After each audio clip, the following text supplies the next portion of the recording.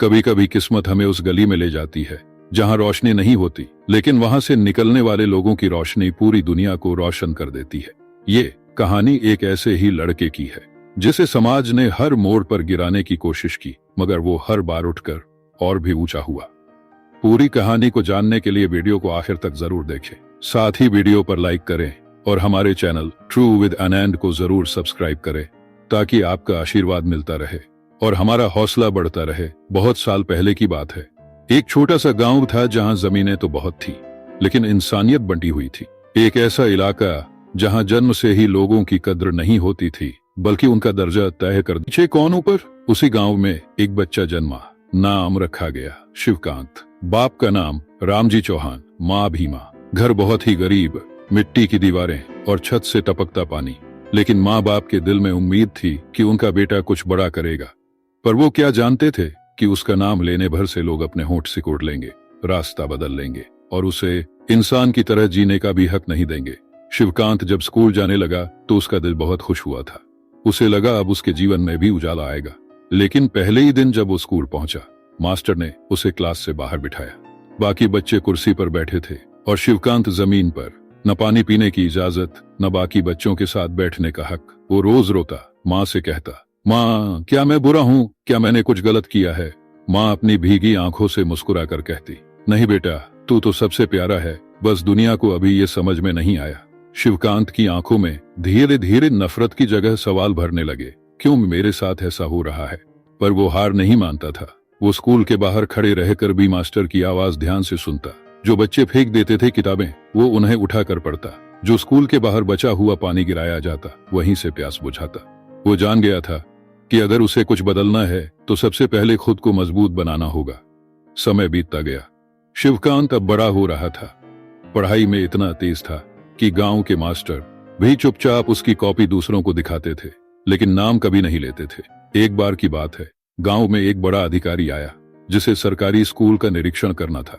शिवकांत ने अपनी किस्मत को थामते हुए हिम्मत करके उससे एक सवाल पूछा, सर, क्या संविधान में लिखा है कि कोई बच्चा अपनी जाति की वजह से स्कूल में जमीन पर बैठेगा? अधिकारी चौंक गया। इतने छोटे बच्चे से ऐसे सवाल की उम्मीद नहीं थी। उस दिन पहली बार गांव में कोई ऊंची कुर्सी से नीचे उतरकर किसी बच्चे के कंधे पर हाथ रखकर बोला, बेटा पढ़ते रहो, एक दिन यही समाज तुम्हें सिर पर बिठाएगा। उसके बाद शिवकांत की जिंदगी में पहली बार एक दरवाजा खुला। उसे छात्रवृत्ति मिली, शहर के स्कूल में दाखिला मिला और वो गांव से दूर निकल गया, लेकिन उस दर्द को सीने से लगाए हुए जो उसे रोज रुलाता था। शहर में भी रास्ते आसान नहीं थे। हॉस्टल में उसके कपड़े अलग धुलते थे, खाने की थाली किसी और बर्तन में दी जाती थी। पर अब उसका दिल स्टील जैसा हो चुका था। वो सिर्फ एक बात सोचता, अगर मुझे बदलना है तो सिर्फ पढ़ाई से और कुछ नहीं। शिवकांत दिन रात पढ़ता, कभी थकता नहीं, कभी हारता नहीं। उसके पास पैसे नहीं होते थे किताबों के लिए, तो वो लाइब्रेरी में बैठकर नोट्स बनाता, अपनी कॉपियों पर टार्च की रोशनी में लिखता जब सब सो जाते। उसका सपना था, एक दिन मैं ऐसा कानून बनाऊंगा जिसमें कोई बच्चा जमीन पर बैठने को मजबूर ना हो।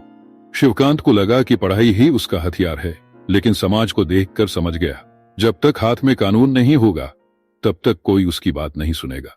वो अब एक नए शहर पहुंचा जहां नाम था महाजनपुर, जिसे असली इतिहास में बड़ौदा कहते हैं। यहाँ एक राजा उसे पढ़ने के लिए स्कॉलरशिप देने को तैयार थे, लेकिन एक शर्त पर। शिवकांत की आंखों में आंसू थे। ये पहला मौका था जब उसके सपने को किसी ने उड़ान दी थी। उसने माँ की तस्वीर को चूमते हुए कहा, माँ मैं जा रहा हूँ, अब तेरा बेटा सिर्फ तेरे लिए नहीं पूरे समाज के लिए पढ़ेगा। और वो निकल पड़ा। इंग्लैंड, फिर अमेरिका, हर जगह उसने समाजशास्त्र, कानून, राजनीति और अर्थशास्त्र की पढ़ाई की। वो पहली बार किसी ऐसे माहौल में गया जहां उसे इंसान समझा गया, उसके ज्ञान को सुना गया, लेकिन उसके भीतर का दर्द कभी शांत नहीं हुआ। हर रात वो छत की ओर देखता और कहता, मेरे गांव के बच्चे अब भी जमीन पर बैठते होंगे, मैं एक दिन उन्हें कुर्सी दूंगा, किताब दूंगा, इज्जत दूंगा। जहां से शिवकांत, बाबा साहब भीमराव अंबेडकर की असली लड़ाई अब समाज से, व्यवस्था से और अपने ही लोगों की उम्मीदों से शुरू होती है। विदेश की वो पढ़ाई सिर्फ डिग्री नहीं थी, वो जैसे शिवकांत की आत्मा का हिस्सा बन चुकी थी। अमेरिका में जब उसे डॉक्टरेट मिली तो एक प्रोफेसर ने कहा था, तुम वो हो जो सिर्फ अपनी तकदीर नहीं बदल रहे, तुम अपने जैसे लाखों लोगों की तकदीर का रास्ता खोल रहे हो। पर जब वो भारत लौटा तो सब कुछ फिर से वैसे ही दिखा। वही जमीन पर बैठी हुई जिंदगियां। शिवकांत ने पास जाकर पूछा, बेटा वहां क्यों बैठी हो? उसने डरते हुए कहा, क्योंकि टीचर ने कहा मैं पीछे बैठूं। मैं छोटी जात की हूं ना। शिवकांत का सीना चीर गया।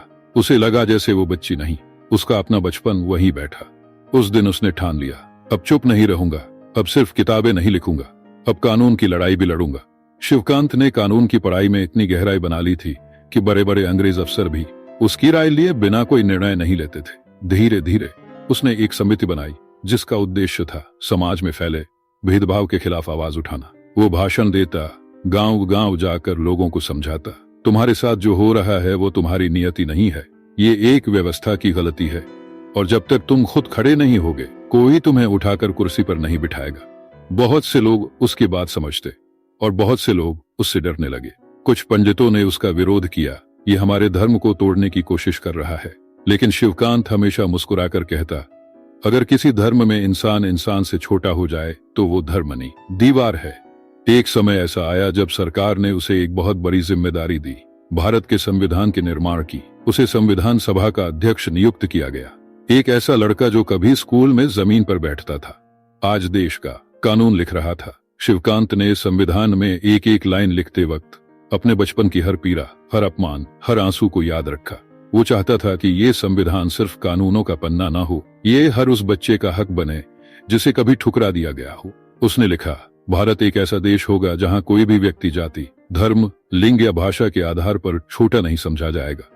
हर किसी को बराबरी का अधिकार मिलेगा, और सबसे जरूरी बात, शिक्षा हर किसी का अधिकार होगी। जब संविधान सभा में ये पढ़ा गया तो कुछ लोगों की आंखें नम थी, क्योंकि वो जानते थे ये संविधान एक जिंदगी से निकला है जिसने बहुत कुछ सहा है। लेकिन शिवकांत को पता था संविधान बना लेना काफी नहीं होता, उसे लोगों के दिल में बिठाना पड़ता है। संविधान लागू हुआ, लेकिन उसके बाद जो हुआ वो शिवकांत के लिए सबसे कठिन समय था। अब वो नेता बन गया था, उसके खिलाफ राजनेता खड़े हो गए। कोई कहता ये तो सिर्फ एक जाति की बात करता है, कोई कहता ये बहुत ज्यादा बदलाव चाहता है। कुछ ने तो उसके परिवार तक पर कीचड़ उछाली, पर उसने कभी हार नहीं मानी। उसका एक ही सपना था, भारत का हर नागरिक खुद को भारतीय माने और सिर्फ इंसानियत को पहचाने। शिवकांत अब थकने लगा था, लेकिन उसकी आंखों में अब भी वो आग थी। वो कहता, अगर मुझे जलाया भी गया तो मेरी राख से भी आवाज आएगी, बराबरी चाहिए। वो चाहता था कि लोग शिक्षा को अपना हथियार बनाएं। उसने कहा था, तलवार से ज्यादा ताकतवर एक किताब होती है, और अगर तुम सीख गए कि लड़ाई कलम से लड़ी जाती है तो कोई तुम्हें कभी नीचे नहीं कर सकता। जहां शिवकांत की जिंदगी अपने सबसे बड़े मोड़ पर पहुंचती है और वो एक ऐसा निर्णय लेते हैं जो भारत के इतिहास में हमेशा के लिए दर्ज हो जाता है। समय बीत रहा था। शिवकांत अब देश और समाज की आवाज बन चुके थे। जहां पहले लोग उसके नाम से नफरत करते थे, अब लाखों लोग उसके नाम से हिम्मत लेने लगे थे। लेकिन इस सारी मेहनत, संघर्ष और जलन के बीच उनका शरीर अब टूटने लगा था। दवाइयों से भरा बैग, थकी हुई आंखें और चलने में कांपते कदम, लेकिन जुबान पर अब भी वही याद, वही संकल्प। एक शाम जब वो अकेले बैठे थे तो उनके पास उनका सबसे करीबी साथी नंदेश आया। साथ रहता था। नंदेश ने कहा, गुरुजी, अब तो आपने सब पा लिया, अब थोड़ी राहत लीजिए। शिवकांत मुस्कुराए, उनकी आंखें गहरी थी। नंदेश, मैंने बहुत कुछ पाया, पर जो सबसे जरूरी था वो अब भी बाकी है।